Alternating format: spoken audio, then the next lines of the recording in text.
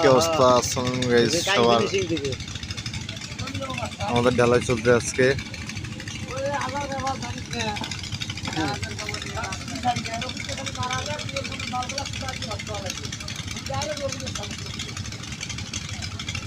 কি বলে তোমরা ফিনিশিং করে আমাকে ফিনিশিং দেওয়া লাগে।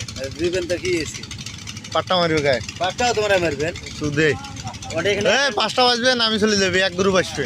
হ্যাঁ ওরা সেটা সিটিং করে রাখছে, পাঁচটার গ্রুপ আসি ধরার জন্য সিটিং হয়ে গেছে।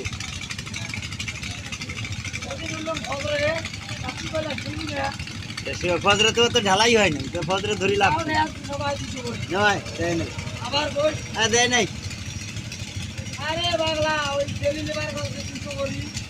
250 করে দিছে, 250 250 না 650 দিছে